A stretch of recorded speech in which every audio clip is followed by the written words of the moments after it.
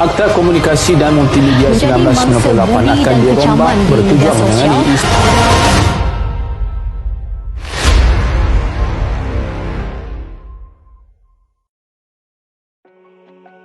Assalamualaikum warahmatullahi wabarakatuh.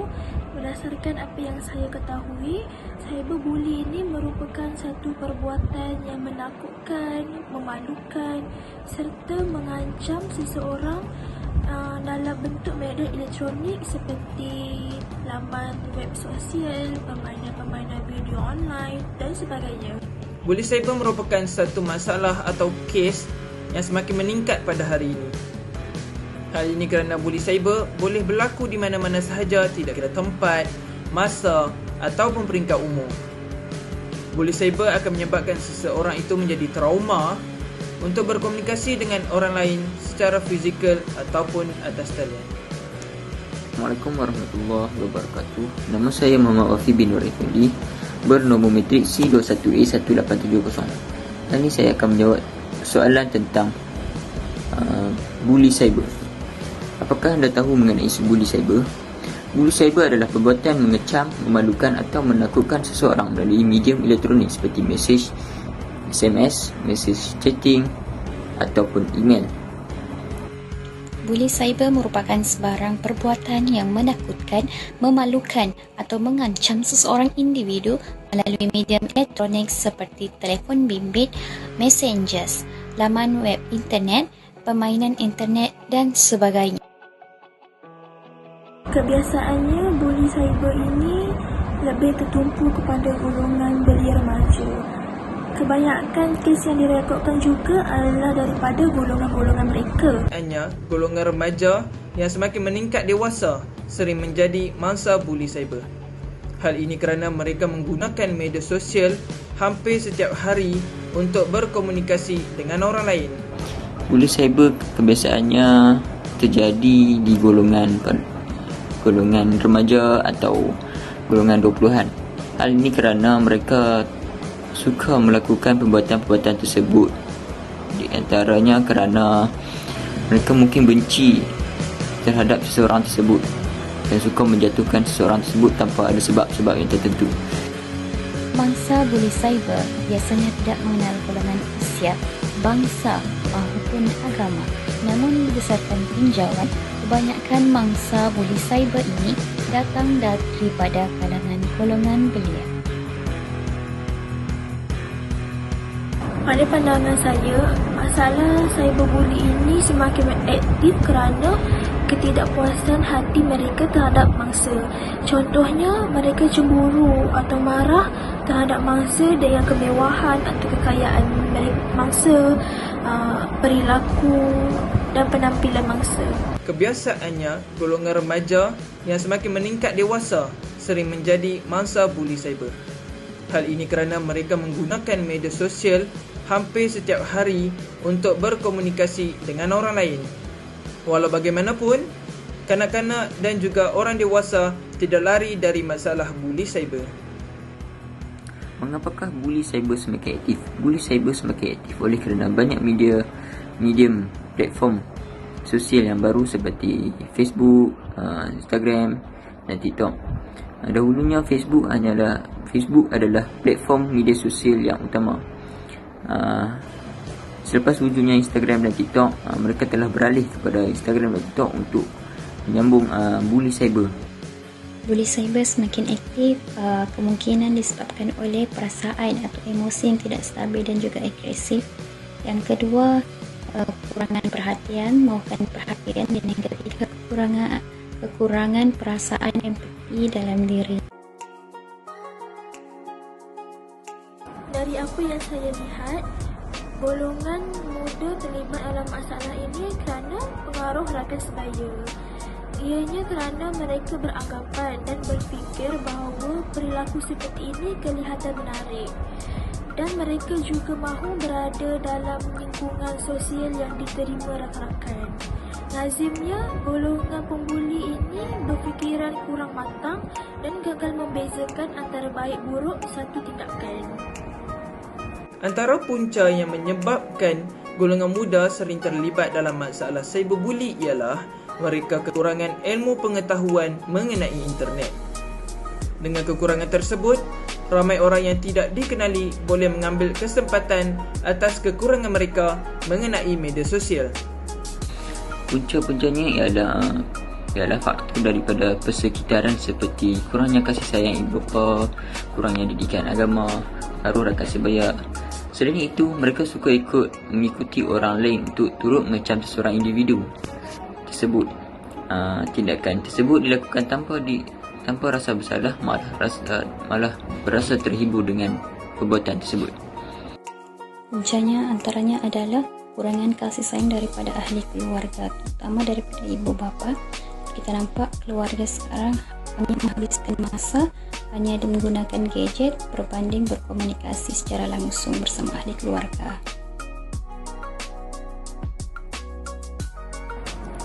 Impak psikologi terhadap mangsa cyberbuli seperti paranoid, tidak yakin pada diri, kemurungan, sehingga satu tahap boleh menyebabkan bunuh diri.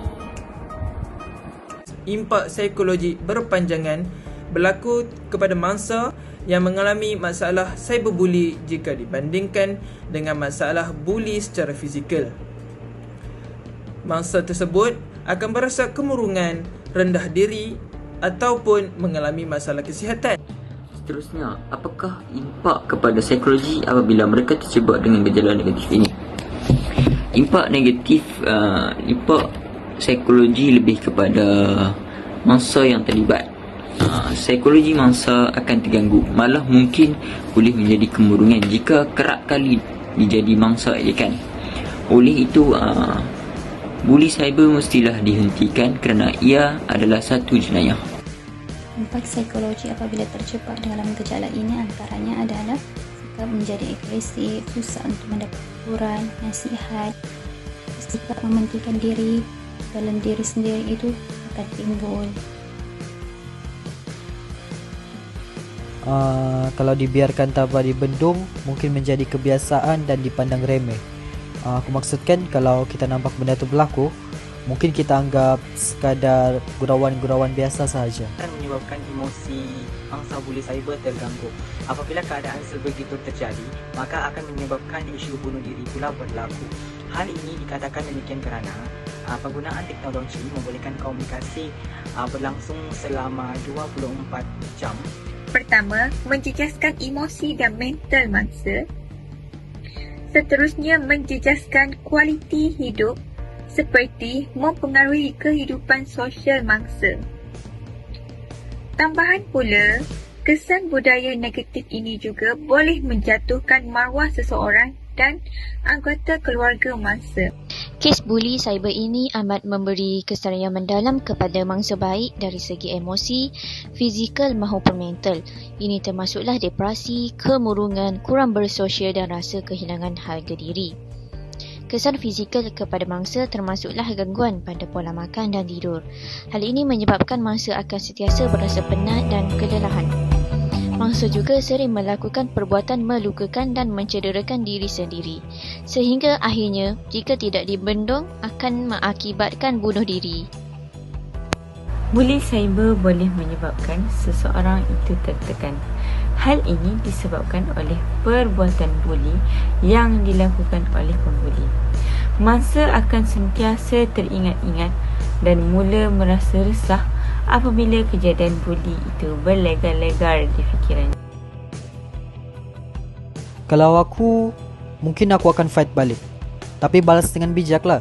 Gunalah peribahasa Melayu kah. Contohnya kalau aku posting gambar aku dekat media sosial, lepas tu ada orang yang komen, hodonya.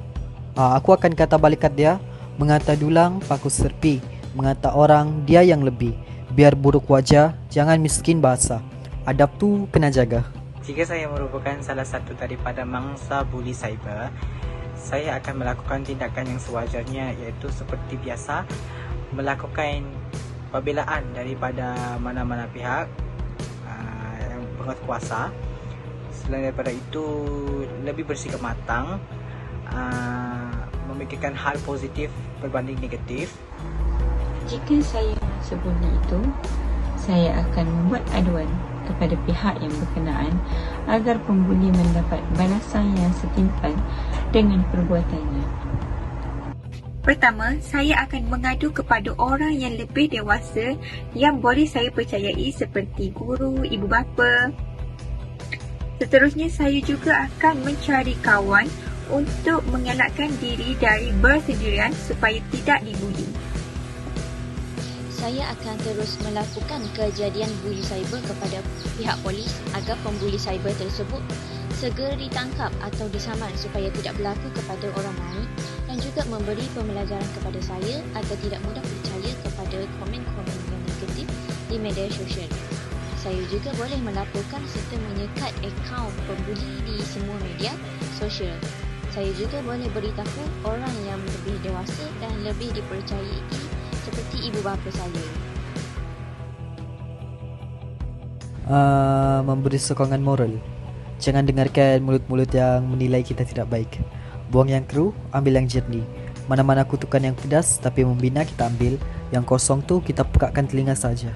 Jika saya merupakan salah seorang daripada rakan atau juga keluarga kepada mangsa buli cyber, perkara yang pertama saya lakukan ialah dari sudut fizikal, saya akan menolong sebalik yang mungkin untuk kita bersama-sama untuk menangani isu tersebut.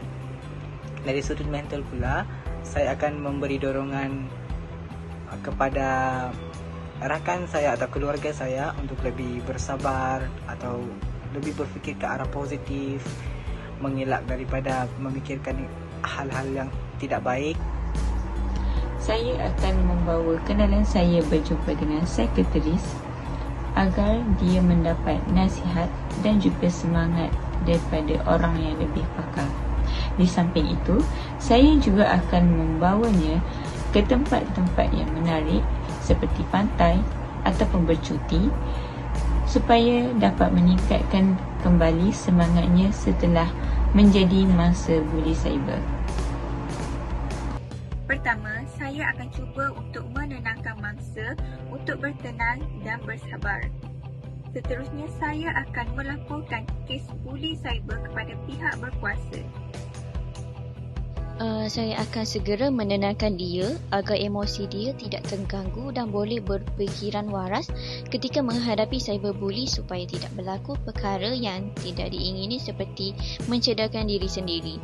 Selain itu juga, saya cuba memujuk mangsa untuk melaporkan serta menyekat akaun pembuli di semua media sosial. Orang yang membuli secara cyber mahu mangsa bertindak balas. Sekiranya mereka diabaikan, mungkin mereka akan muak dan beralih kepada orang lain. Hal ini secara tidak langsung dapat menghalang pembuli daripada terus mengganggunya. Yang aku tahu, Cyber 999 itu salah satu media komunikasi di mana kau boleh buat aduan dan laporan berkaitan penyalahgunaan internet macam cyberbully ni lah. Antara talian-talian yang boleh dihubungi oleh mangsa-mangsa buli cyber seperti terus ke balai polis untuk melapor masalah mereka. Yang kedua adalah menghubungi Suruhanjaya Komunikasi dan Multimedia Malaysia melalui email. Laporan buli cyber boleh disalurkan ke balai polis yang berdekatan, Suruhanjaya Komunikasi dan Multimedia Malaysia MCMC, talian kasih 1599, Cyber 999 dan Befrienders. Talian yang boleh dihubungi untuk melaporkan insiden buli cyber ialah talian kasih 15999. Talian kasih Kementerian Pembangunan Wanita, Keluarga dan Masyarakat. Sekiranya anda menjadi mangsa buli, mangsa boleh melaporkan penyalahgunaan berkaitan internet kepada Cyber 999 melalui borang talian, SMS, email, panggilan telefon dan aplikasi mudah alih Cyber 999 di App Store atau Google Play. Mereka pasti boleh membantu mangsa buli cyber tersebut. Rasanya pihak media perlu perbanyakkan lagi iklan-iklan kesedaran berkaitan masalah buli ni. Buat satu iklan, sisi seorang mangsa buli. Apakah kesan yang mereka alami? Tak pun hukuman terhadap penyalahgunaan internet ni. Antara langkah yang boleh dilakukan oleh pihak media dalam mengatasi buli cyber yang melakukan pendedahan yang sewajarnya, misalnya pendedahan secara proaktif iaitu dalam bentuk video, iaitu memaparkan tentang kesan dan juga langkah terhadap buli cyber ini. Dan yang kedua ialah iaitu pihak media juga boleh melakukan pendedahan dalam bentuk poster, iaitu poster digital, di mana mereka boleh meletakkan beberapa talian yang boleh dihubungi oleh mangsa-mangsa buli cyber, dan juga pihak media juga boleh meletakkan beberapa impak daripada buli cyber ini melalui poster tersebut. Antara tindakan yang perlu diambil oleh pihak media dalam mengatasi gejala buli cyber ini adalah dengan menyiarkan keburukan tentang buli cyber dan kesan yang akan dihadapi oleh pembuli. Hal ini dikatakan demikian kerana seperti yang kita ketahui, pada zaman kini buli cyber semakin berleluasa kerana mereka merasakan diri mereka ini telah selamat, dan juga mereka telah merasakan bahawa diri mereka ini kuat kerana dapat membuli dalam media sosial. Antara langkah untuk mengatasinya ialah lindungi akaun dan peranti. Menggunakan kata laluan untuk melindungi akaun dan peranti anda. Anda tidak boleh berkongsi kata laluan kepada sesiapa sahaja, termasuk rakan baik anda atau keluarga anda, supaya dapat menjamin keselamatan diri dan akaun sosial media anda. Memberikan kesedaran melalui kempen seperti mengiklankan di televisyen kesan negatif budaya cyberbuli jika tidak dibendung. Secara kesimpulannya, kita mestilah memiliki sikap yang beretika dan beradab dalam melakukan sesuatu perkara, sama ada dalam bentuk perbuatan ataupun pertuturan. Setiap yang dilakukan hendaklah dimulakan dengan berfikir secara matang, yang mana istilah ancaman paradigma itu memberi makna dalam proses membentuk jati diri seseorang. Oleh itu, kita hendaklah menggunakan teknologi moden lebih ke arah di mana kita mengenal manfaatnya dan mencegah untuk mencipta setiap keburukan teknologi moden tersebut. Oleh itu, pola pemikiran adalah paling utama dalam menyampaikan sesuatu di media sosial yang bersumberkan fakta tetapi bukan auta. Sekian, terima kasih.